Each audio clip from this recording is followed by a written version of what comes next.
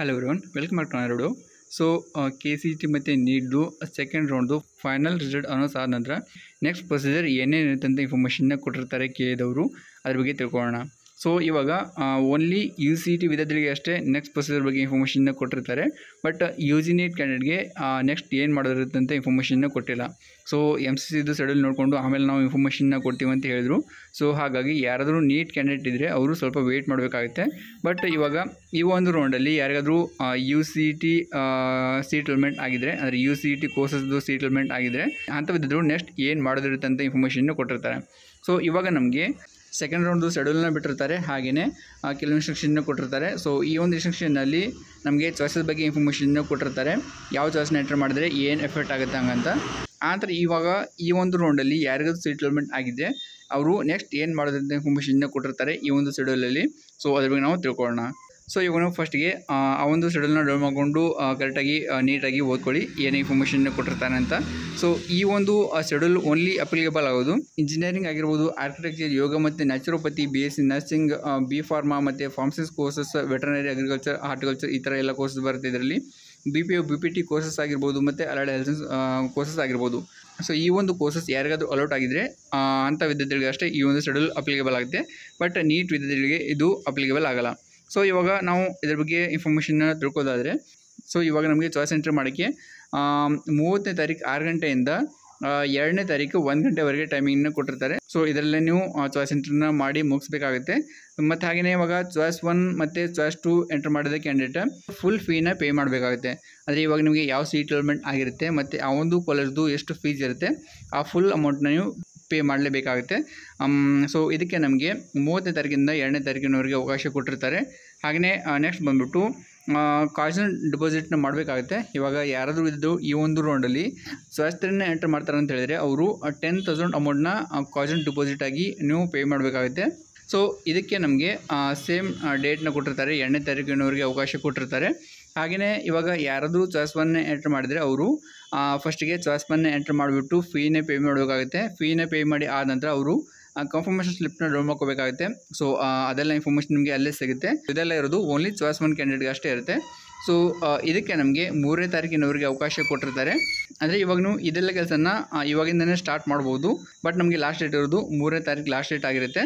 ಹಾಗೆಯೇ ಇವಾಗ ಯಾರಾದರೂ ಚಾಯ್ಸ್ 1ನೇ ಎಂಟರ್ ಮಾಡಿದ ಕ್ಯಾಂಡಿಡೇಟ್ ಆಗಿದ್ದರೆ ಅವರು ಕಾಲೇಜ್ ಹೋಗಿ ರಿಪೋರ್ಟ್ ಮಾಡ್ಕೋಬೇಕಾಗುತ್ತೆ ಅಥವಾ ಅಡ್ಮಿಷನ್ನ ಮಾಡ್ಕೋಬೇಕಾಗುತ್ತೆ. ಸೊ ಇದಕ್ಕೂ ಕೂಡ ನಮಗೆ ಸೇಮ್ ಡೇಟ್ನ ಕೊಟ್ಟಿರ್ತಾರೆ, 3ನೇ ತಾರೀಕು ಸಂಜೆ 5:30ವರೆಗೆ ಟೈಮಿಂಗನ್ನ ಕೊಟ್ಟಿರ್ತಾರೆ.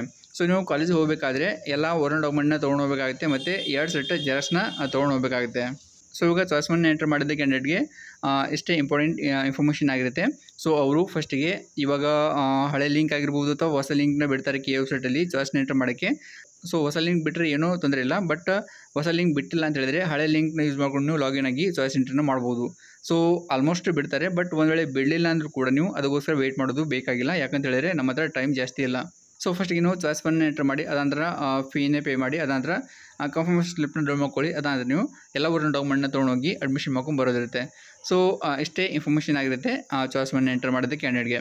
ಮತ್ತು ಹಾಗೆಯೇ ಇವಾಗ ಚಾಯ್ಸ್ 2ನೇ ಎಂಟರ್ ಮಾಡಿದ ಕ್ಯಾಂಡಿಡೇಟ್ ಏನು ಮಾಡೋದಿರುತ್ತೆ ಅಂದರೆ, ಸೊ ಅವರು ಇವಾಗ ಯಾವ ಕಾಲೇಜ್ ಲೋಟ್ ಆಗಿದೆ ಆ ಕಾಲೇಜು ಎಷ್ಟು ಅಮೌಂಟ್ ಇರುತ್ತೆ ಅದನ್ನು ಪೇ ಮಾಡಬೇಕಾಗುತ್ತೆ. ಬಟ್ ಅವರು ಅಡ್ಮಿಷನ್ ಮಾಡ್ಕೊಳ್ಳೋದು ಅವಶ್ಯಕತೆ ಇಲ್ಲ. ಸೊ ಇವಾಗ ನಿಮಗೆ ಈ ಒಂದು ರೌಂಡಲ್ಲಿ ಯಾವ ಕಾಲೇಜ್ ಲೋಟ್ ಆಗಿದೆ ಅದು ಹೋಲ್ಡಲ್ಲಿ ಇರುತ್ತೆ. ಬಟ್ ನೀವು ಆ ಒಂದು ಫೀನ ಪೇ ಮಾಡಬೇಕಾಗುತ್ತೆ. ಸೊ ನೆಕ್ಸ್ಟ್ ರೌಂಡಲ್ಲಿ ನಿಮಗೆ ಬೇರೆ ಕಾಲೇಜ್ ಸಿಕ್ಕರೆ ಅದರದ್ದು ಎಕ್ಸ್ಟ್ರಾ ಎಷ್ಟು ಅಮೌಂಟ್ ಇರುತ್ತೆ ಅಷ್ಟೇ ಪೇ ಮಾಡೋದಿರುತ್ತೆ. ಅಂದರೆ ಒಂದು ವೇಳೆ ಆ ಒಂದು ಕಾಲೇಜ್ದು ಫೀಸ್ ಜಾಸ್ತಿ ಇದ್ದರೆ ಎಕ್ಸ್ಟ್ರಾ ಅಮೌಂಟ್ ಅಷ್ಟೇ ಪೇ ಮಾಡಬೇಕಾಗುತ್ತೆ. ಬಟ್ ಸೇಮ್ ಅಮೌಂಟ್ ಇದ್ದರೆ ನೀವು ಇನ್ನೊಮ್ಮೆ ಪೇ ಮಾಡೋದು ಅವಶ್ಯಕತೆ ಇಲ್ಲ. ಮತ್ತು ಒಂದು ವೇಳೆ ಆ ಒಂದು ನೆಕ್ಸ್ಟ್ ಕಾಲೇಜ್ದು ಫೀಸ್ ಇವಾಗ ನೀವು ಏನು ಪೇ ಮಾಡಿರ್ತೀರಿ ಅದಕ್ಕಿಂತ ಕಡಿಮೆ ಇದ್ದರೆ ಎಕ್ಸ್ಟ್ರಾ ಅಮೌಂಟನ್ನು ನಿಮಗೆ ರಿಫಂಡ್ ಮಾಡ್ತಾರೆ. ಹಾಗೆಯೇ ಚಾಯ್ಸ್ 3 ಎಂಟರ್ ಮಾಡಿದ ಕ್ಯಾಂಡಿಡೇಟ್ ಕೂಡ ನೆಕ್ಸ್ಟ್ ರೌಂಡ್ಗೆ ಪಾರ್ಟಿಸಿಪೇಟ್ ಮಾಡ್ತೀವಿ ಅಂತ ಅಂದ್ಕೊಂಡಿದ್ರೆ ಅವರು ಕಾಯಿನ್ ಡಿಪಾಸಿಟ್ನ ಪೇ ಮಾಡಬೇಕಾಗುತ್ತೆ, 10,000 ಅಮೌಂಟ್ನ ಡಿಪಾಸಿಟ್ ಮಾಡಬೇಕಾಗುತ್ತೆ. ಸೊ ಇದು ಪ್ರಿವಿಯಸ್ ಇಯರಲ್ಲಿ ಇರಲಿಲ್ಲ, ಈ ವರ್ಷ ಇದು ಹೊಸದಾಗಿ ಆ್ಯಡ್ ಮಾಡಿದ್ದಾರೆ. ಸೊ ಏನೂ ಪರವಾಗಿಲ್ಲ, ಬಟ್ ನೀವು ಇದನ್ನು ಮಾಡಲೇಬೇಕಾಗುತ್ತೆ. ಸೊ ಇಷ್ಟೊಂದಾಯಿತು ಶೆಡ್ಯೂಲ್ ಬಗ್ಗೆ. ಮತ್ತು ಹಾಗೆಯೇ ಕೆಲವು ಇನ್ಸ್ಟ್ರಕ್ಷನ್ ಬಗ್ಗೆ ತಿಳ್ಕೊಳ್ಳೋದಾದರೆ, ಸೊ ಇವಾಗ ಇದರಲ್ಲಿ ಚಾಯ್ಸಸ್ ಬಗ್ಗೆ ಅಷ್ಟೇ ಇನ್ಫಾರ್ಮೇಷನ್ನ ಕೊಟ್ಟಿರ್ತಾರೆ. ಅಂದರೆ ನೀವು ಕರೆಕ್ಟಾಗಿ ಚಾಯ್ಸಸ್ ಬಗ್ಗೆ ಮೀನಿಂಗ್ನ ತಿಳ್ಕೊಳ್ಳಿ, ಯಾವ ಚಾಯ್ಸ್ನ ಎಂಟರ್ ಮಾಡಿದ್ರೆ ಮುಂದೆ ಏನಾಗುತ್ತೆ ಅಂತ. ಸೊ ಇದನ್ನು ನೀವು ಒಂದ್ಸಲ ನಿಮ್ಮ ಫ್ಯಾಮಿಲಿ ಜೊತೆ ಡಿಸ್ಕಸ್ ಮಾಡಿ ಆಮೇಲೆ ನೀವು ಒಂದು ಪ್ರಾಪರ್ ಆಗಿರುವಂಥ ಚಾಯ್ಸ್ನ ಎಂಟರ್ ಮಾಡಿ. ಸೊ ಇಲ್ಲಿ ಕೂಡ ಸೇಮ್ ಇನ್ಫಾರ್ಮೇಷನ್ನ ಕೊಟ್ಟಿರ್ತಾರೆ. ಸೊ ಚಾಯ್ಸ್ 2ನ ಎಂಟರ್ ಮಾಡಿದ ಕ್ಯಾಂಡಿಡೇಟ್ ಫೀನ ಪೇ ಮಾಡೋದಿರುತ್ತೆ. ಹಾಗೆಯೇ ಚಾಯ್ಸ್ 3ನ ಎಂಟರ್ ಮಾಡಿದ ಕ್ಯಾಂಡಿಡೇಟ್ ಅವರು ನೆಕ್ಸ್ಟ್ ರೌಂಡ್ಗೆ ಹೋಗಬೇಕಾದ್ರೆ ಎಷ್ಟು ಅಮೌಂಟ್ನ ಪೇ ಮಾಡಬೇಕಾಗುತ್ತೆ. ಚಾಯ್ಸ್ 2ನ ಎಂಟರ್ ಮಾಡಿದ ಕ್ಯಾಂಡಿಡೇಟ್ಗೆ ಸೀಟ್ ಹೋಲ್ಡಲ್ಲಿ ಇರುತ್ತೆ. ನೆಕ್ಸ್ಟ್ ರೌಂಡಲ್ಲಿ ನಿಮಗೆ ಬೇರೆ ಕಾಲೇಜ್ ಸಿಕ್ಕರೂ ಸಿಗ್ಬೋದು, ಇಲ್ಲಾಂದರೆ ಬೇರೆ ಕಾಲೇಜ್ ಸಿಗಲಿಲ್ಲ ಅಂತ ಹೇಳಿದರೆ ಇವಾಗ ಸಿಕ್ಕಿರೋ ಕಾಲೇಜ್ ಮತ್ತೊಮ್ಮೆ ಸಿಗುತ್ತೆ. ಮತ್ತು ಹಾಗೆಯೇ ಚಾಯ್ಸ್ 3 ಎಂಟರ್ ಮಾಡಿದ ಕ್ಯಾಂಡಿಡೇಟ್ಗೆ ಇವಾಗ ಸಿಕ್ಕಿರೋ ಕಾಲೇಜ್ ಬಿಟ್ಟು ಬೇರೆ ಯಾವುದಾದ್ರೂ ಕಾಲೇಜ್ ಸಿಗ್ಬೋದು. ಸೊ ಇಲ್ಲಿ ಚಾಯ್ಸ್ ಬಗ್ಗೆ ಕೂಡ ನಿಮಗೆ ಆಲ್ರೆಡಿ ಇನ್ಫಾರ್ಮೇಷನ್ ಗೊತ್ತಿರುತ್ತೆ.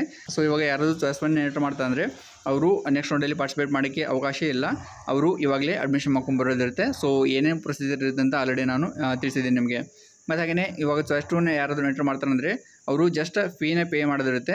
ಫೀನೇ ಪೇ ಮಾಡಿಬಿಟ್ಟು ನೆಕ್ಸ್ಟ್ ರೌಂಡ್ವರೆಗೆ ವೆಯ್ಟ್ ಮಾಡಬೇಕಾಗುತ್ತೆ. ನೆಕ್ಸ್ಟ್ ರೌಂಡ್ ಕೌನ್ಸಿಲಿಂಗ್ ಸ್ಟಾರ್ಟ್ ಆದಾಗ ಅವರು ಆಪ್ಷನ್ಸ್ನ ಮಾಡಿಫೈ ಮಾಡೋದಿದ್ದರೆ ಮಾಡ್ಕೋಬೋದು, ಇಲ್ಲ ಅಂತ ಹೇಳಿದರೆ ಹಂಗೆ ಇಟ್ಟರು ಕೂಡ ಏನೂ ಪರವಾಗಿಲ್ಲ.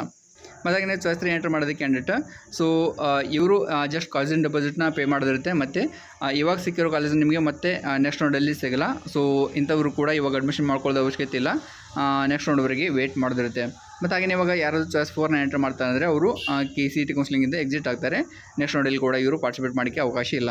ಸೊ ನೆಕ್ಸ್ಟ್ ರೌಂಡಲ್ಲಿ ಇವಾಗ ಚಾಯ್ಸ್ 3ನ ಎಂಟರ್ ಮಾಡಿದ ಕ್ಯಾಂಡಿಡೇಟ್ ಮತ್ತು ಚಾಯ್ಸ್ 2ನ ಎಂಟರ್ ಮಾಡಿದ ಕ್ಯಾಂಡಿಡೇಟ್, ಹಾಗೆಯೇ ಇವಾಗ ಈ ಒಂದು ರೌಂಡಲ್ಲಿ ಯಾರಿಗೆ ಯಾವುದೂ ಸೀಟ್ ಅಲಾಟ್ಮೆಂಟ್ ಆಗಿರಲ್ಲ ಅಂಥ ಕ್ಯಾಂಡಿಡೇಟ್ ಅಷ್ಟೇ ನೆಕ್ಸ್ಟ್ ರೌಂಡಲ್ಲಿ ಪಾರ್ಟಿಸಿಪೇಟ್ ಮಾಡೋಕ್ಕೆ ಅವಕಾಶ ಇರುತ್ತೆ. ಸೊ ಐ ಹೋಪ್ ಈ ಒಂದು ಇನ್ಫಾರ್ಮೇಷನ್ ನಿಮಗೆ ಯೂಸ್ಫುಲ್ ಆಗಿರ್ಬೋದು ಅನ್ಕೋತೀನಿ. ಒಂದು ವೇಳೆ ಯೂಸ್ಫುಲ್ ಆಗಿದ್ದರೆ ವಿಡಿಯೋ ಒಂದು ಲೈಕ್ ಮಾಡಿ ಮತ್ತು ಬೇರೆಯವ್ರಿಗೂ ಶೇರ್ ಮಾಡಿ.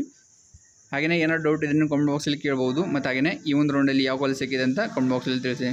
ಇವಾಗ ಈ ವಿಡಿಯೋದಷ್ಟೇ ಮತ್ತೆ ಏನಾದರೂ ಅಪ್ಡೇಟ್ ಬಂದಾಗ ನಾವು ಇದೇ ಥರ ವಿಡಿಯೋ ಮಾಡಿ ತಿಳಿಸೋಕೆ ಟ್ರೈ ಮಾಡ್ತೀವಿ. ಹಾಗಾಗಿ ತಪ್ಪದೆ ಚಾನಲ್ಗೆ ಸಬ್ಸ್ಕ್ರೈಬ್ ಮಾಡ್ಕೊಳ್ಳಿ. Thanks for watching. See you next video. Tata.